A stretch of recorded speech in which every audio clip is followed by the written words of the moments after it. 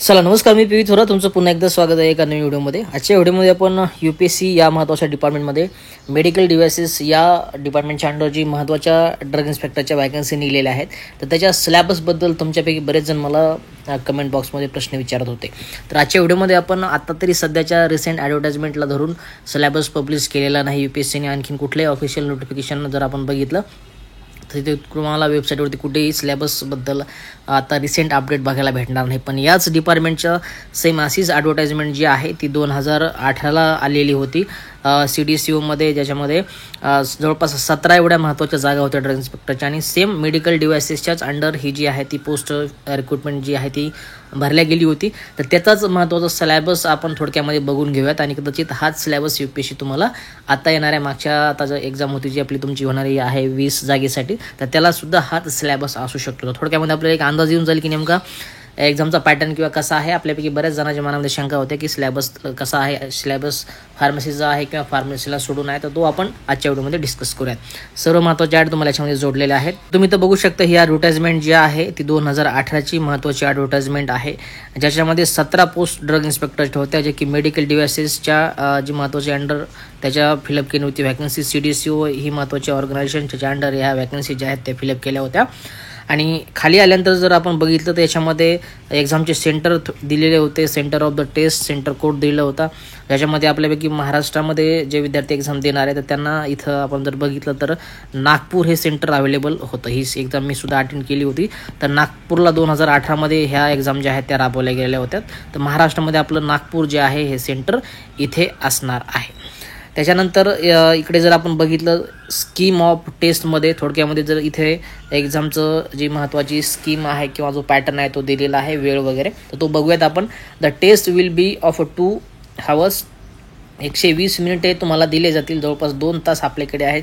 त्याच्यामध्ये तुम्हाला खाली दिलेत बघा डिटेल किती प्रश्न आपल्याला सॉल्व्ह वगैरे करायचे किंवा मार्क दिलेत.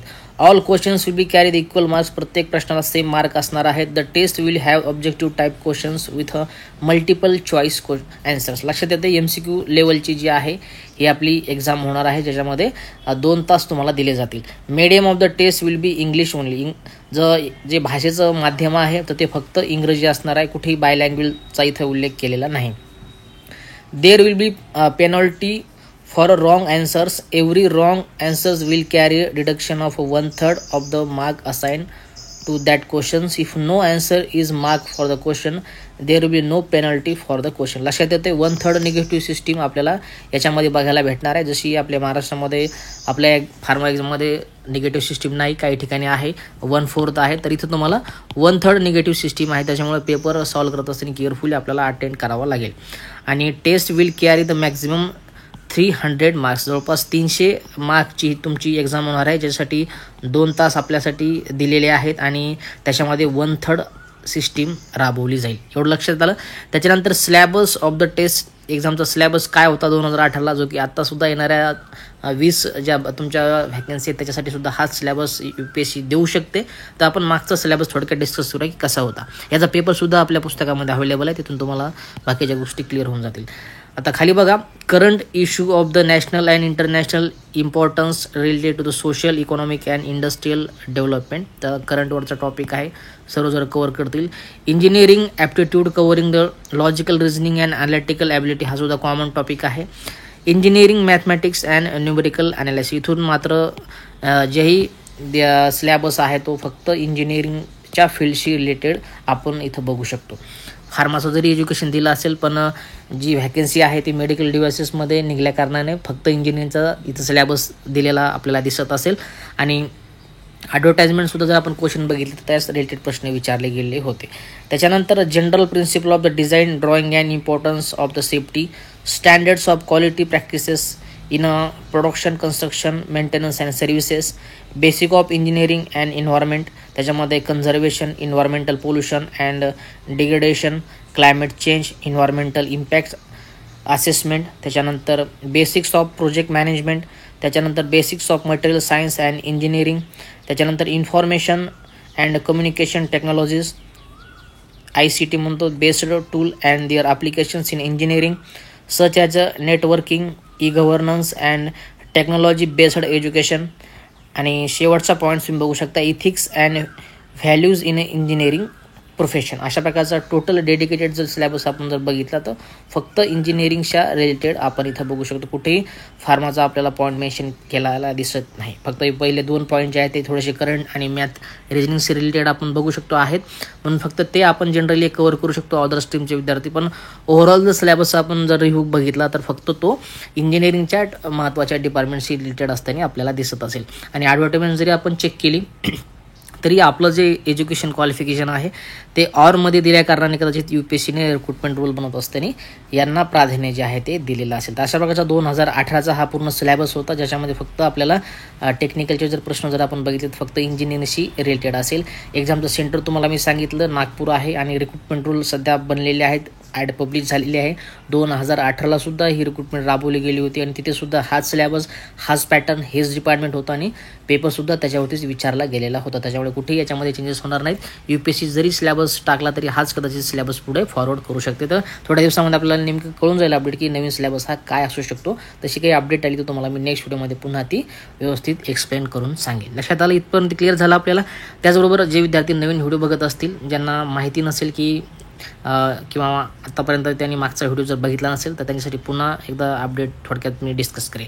आता ही जुनी ॲड होती 2018ची, ज्याच्यामध्ये मी तुम्हाला सांगितलं होतं की जो सिलेबस आहे तर तो कशा प्रकारचा होता. ज्याच्यामध्ये तुम्ही बघू शकता की जवळपास 17 एवढ्या ड्रग इन्स्पेक्टरच्या व्हॅकन्सी होत्या, ज्याच्यामध्ये तुम्ही बघू शकता ड्रग इन्स्पेक्टर, मेडिकल डिव्हायसेस अशाच प्रकारचे सेम नोटिफिकेशन होतं, ज्याच्यामध्ये मेडिकल डिव्हायसेस या महत्त्वाच्या डिपार्टमेंटमध्ये ही एक्झाम राबवली गेली होती. आणि सगळ्यात महत्त्वाचं जर आपण याच्यामध्ये इलिजिबिलिटीचा क्रायटेरिया जरी बघितला तरी तुम्हाला सेम तशाच प्रकारचं master in degree in technology, engineering, biomedical engineering, chemical engineering, biomedical technology, mechanical engineering, bachelor in technology अशा प्रकारच्या सर्व महत्त्वाच्या स्ट्रीम, त्याचबरोबर आपली फार्मसीसुद्धा स्ट्रीम याच्यामध्ये दिली होती आणि आपल्यासुद्धा विद्यार्थ्यांनी ही एक्झाम अटेंड आहे ती केलेली होती. तर लक्षात आलं, ह्या 2 नोटिफिकेशन जे की 2018मध्ये मी तुमच्यासाठी कव्हर केलं होतं.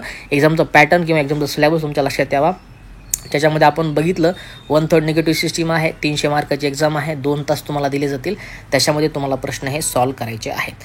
आता त्याच्यानंतर आताचं रिसेंट नोटिफिकेशन जे आहे ते थोडक्यामध्ये 2 मिनिटांमध्ये तुमच्याशी डिस्कस करेल, जेणेकरून जे नवीन विद्यार्थी बघत असतील किंवा जे जुने असतील त्यांना बाकीच्या गोष्टी क्लिअर होतील. हे नोटिफिकेशन आहे 6/2025, हे महत्त्वाचं नोटिफिकेशन, त्याचा नंबर. आता त्याच्यामध्ये आपली खाली आल्यानंतर ड्रग इन्स्पेक्टरची पूर्ण व्हॅकन्सी दिलेली आहे, तर ती आपण थोडक्यात 1-2 मिनिटांमध्ये रिवाईज करू. बाकी PDF तुम्हाला आपल्या टेलिग्राम चॅनल आयडियल फार्मसी कोचिंगवरती अवेलेबल आहे, तिथून तुम्ही हे PDF डाउनलोड करू शकता.